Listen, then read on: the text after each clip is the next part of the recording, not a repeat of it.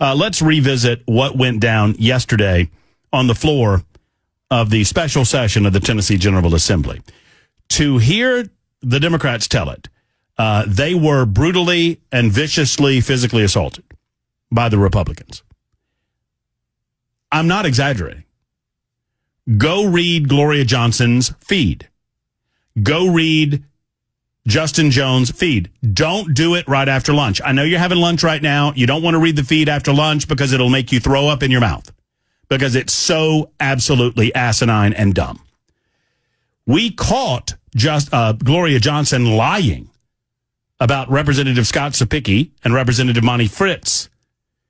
Gloria Johnson posted on her Twitter feed or X feed yesterday, just now, Representative Scott Cepicky, I'm adding the Scott, and Representative Fritz refused to let me leave the chambers. I asked multiple times loudly, and they refused to move so I could get out of the chambers. Hashtag bullies and thugs. I have the video.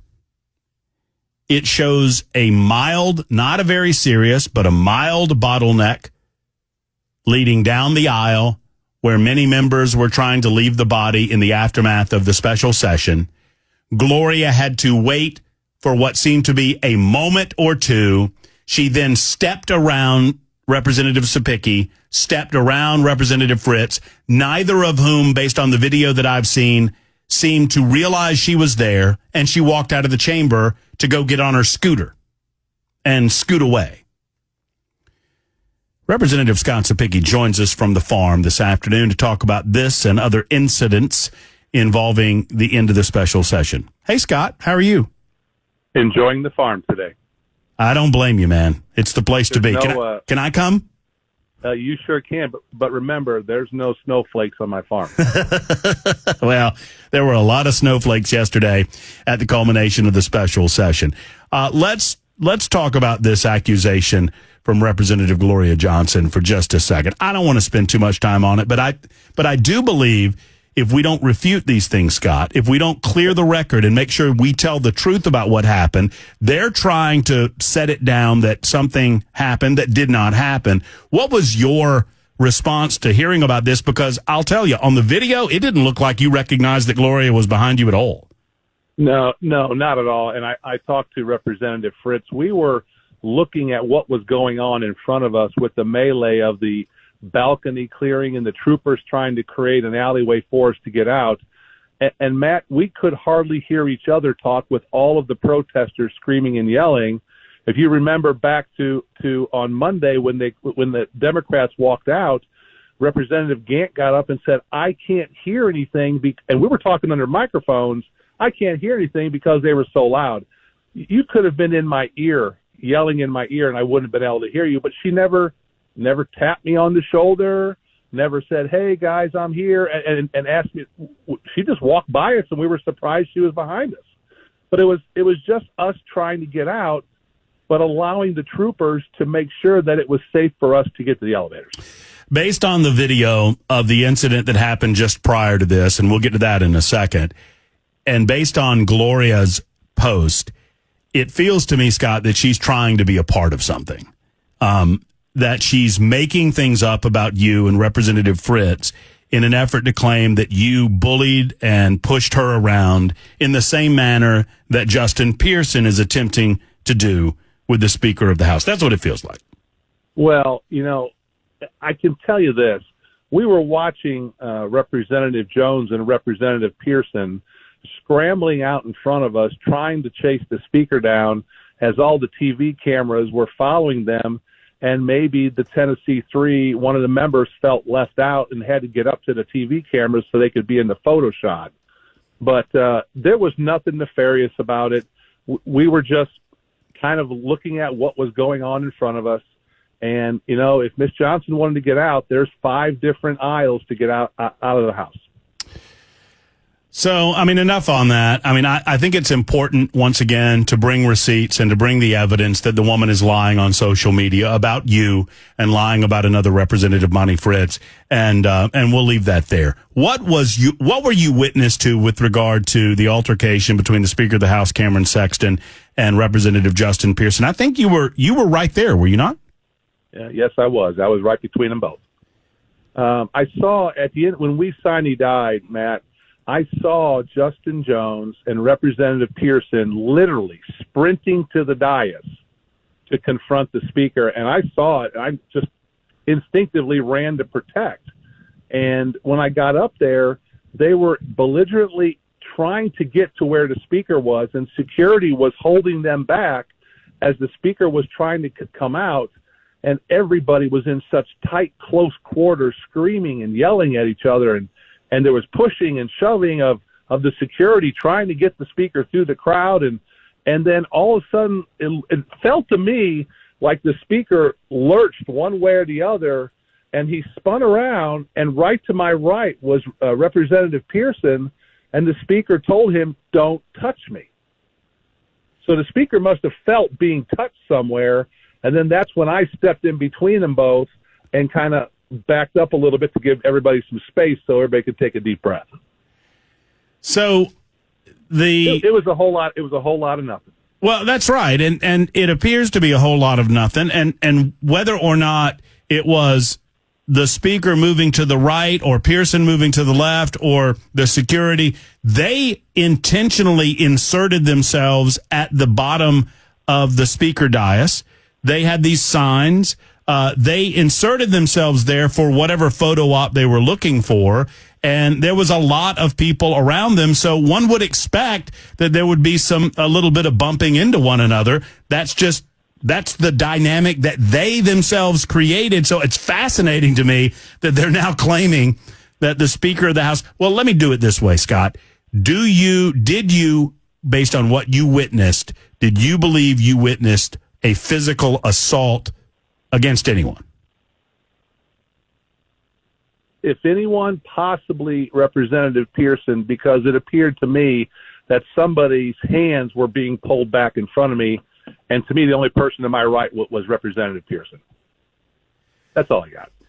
But it wasn't, I don't know how to even say this, Matt. It was just, it was people who were very emotional, and the problem I have with the whole thing, Matt, is that I went back and looked at it, and Representative Pearson and Jones, all this rhetoric they spew on the House floor about they want to do this and they want to do that, they never present any bills to be heard. And it's like, well, if you want to do something, you have the exact same ability I have as presenting bills. You have the exact same ability that I have. If you would use it, then maybe you would get a chance to talk about your issues instead of calling us names, white supremacists, racists. Well, I want to ask you this because John is a regular listener out of Lawrenceburg, and he's a good communicator on the super text line, and he asks a question that I think would be appropriate for me to ask you, Scott. Matt, yeah. Why would the majority party in the House care one whit about the minority party? They are of no consequence at all and are just not as important as they are starving to be. Does John from Lawrenceburg have a point? He does a little bit, but remember this. I have respect for the people that have been put there by their constituents. And Matt, we are 99 of 7 million people in Tennessee. And great things happen on the House of Representatives floor. Great things happen. And you've got to be respectful of everybody there, even though you don't need their votes, even though you don't need to consider them. You still have to give them a decorum of respect because of their position. They're just like me, Matt. I was elected by my constituents. They were elected by their constituents. Now, the way I choose to argue and debate is a productive manner that ends results with bills being passed and changing policy and making Tennessee better for 7 million people. The other is their way of discord, anarchy, totalitarianism, just trying to blow the whole system up because it almost seems like it's like a petulant child throwing a temper tantrum. let's pull back away from the Democrats for a moment, and I'll ask you this: what were the positives to come out of the special session? Were there any negatives to come out of the special session? There are many that are saying that it was a do-nothing legislative process. Well, it's not for you guys in the General Assembly to determine when you go into session. Obviously, that's for the governor to determine. But give us your basic analysis of what positives came and what negatives perhaps came. Well, the positives are very easy. We put money in for the charter schools to be able to pull SROs down if there's no memorandum of understanding. So now charter schools have the ability to be safe with SROs and making sure that those children are secure.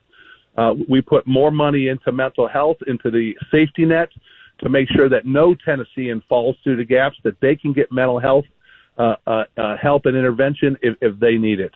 We put money into higher education, Matt, to make sure that those vulnerable campuses, like we saw in North Carolina, that they can draw money down to make their campuses more secure for their staff and their students. There were meaningful things that were done, and what nobody's talking about is the 12 bills that we were passing on the House floor. The Senate agreed already to fund those in the appropriations bill, which means they agreed those were all good ideas, which means when we come back in January, it's a formality of running those bills and getting them in the law to provide greater help, greater transparency, a better process for mental health, and making sure that our schools are the most safest and secure they can be in the whole country. Look, I think there are a lot of us extremists on the political left, and frankly, there are some on the political right that they make names for themselves screaming and yelling about the differences of opinion between the House and the Senate or the danger of red flag laws and these types of things. I understand the difference of opinion, and I accept it. The House believed that they could get a few additional things done, not necessarily supported by the governor through bills, through legislation. And the Senate felt like they were going to do the job that the governor specifically asked them to do through his bills, and that was it. A difference of opinion, that's all well and good. But I agree with you that a lot of good ideas are left on the table to be taken up in January. The fire alarm bill obviously is one of them. There are a lot of different bills that I believe are teed up and ready to go once January comes around. Well, absolutely. And we will get to work. I'm starting today. We've got about 3.5 months before session, and this is when we really get in the meat of talking to our citizens, talking to law enforcement, talking to medical professionals, trying to figure out what things we can do or not do to make things better in Tennessee. We are always moving forward and always planning for tomorrow. The thing I'm trying to find out, man, this is something that's really piqued my interest, is on Tuesday morning after we came off the House floor last week, I was having conversations with senators about bills that we were going to pass, that bills that they liked and we were going to pass. And so later on that day, I go back to have a conversation to make sure that's ready to go. And then everything changed in the Senate on Tuesday to where we're not doing anything. We're only passing 3 bills, and that's it. And what I'm trying to find out, Matt, is what happened between the House and the Senate on Tuesday. That's what I'm trying to find out. Final question, Scott, and I think it's a good question that you just asked it there, but final question before we have to say goodbye, and this comes from listener Todd, because I've heard, rumors and there have been suggestions that somehow within the confines of the session that you could have forced the release of the manifesto. I just want you to speak to that because I don't think that was possible for you to force, considering that it's in the judicial system right now. But the question is, could you, as a General Assembly, have forced the release of the manifesto? That's a legal question, Matt, but I can tell you this. We've asked law enforcement, the Attorney General's office. We've talked to numerous attorneys. And, is there a way we can get something released to us like the manifesto that's now being tied up in courts? And everybody kept coming back to us and saying no. And so I got to trust the individuals that are up there that are supposed to tell us how to make sure we stay legal and do everything we possibly can to get the information we need to craft legislation. I am vehemently looking forward to seeing that manifesto and reading it in depth and again getting testimony on what's inside of it to unlock what was going on in the mind of this individual that was obviously going through mental health issues, so that we can craft legislation that puts us in a position that we can try to help these individuals before it becomes critical. Great stuff, Scott. Get back on the tractor, and we'll talk to you again very soon. Have a wonderful rest of your week, and have a good weekend. Take care. Go Vols. Go Dogs.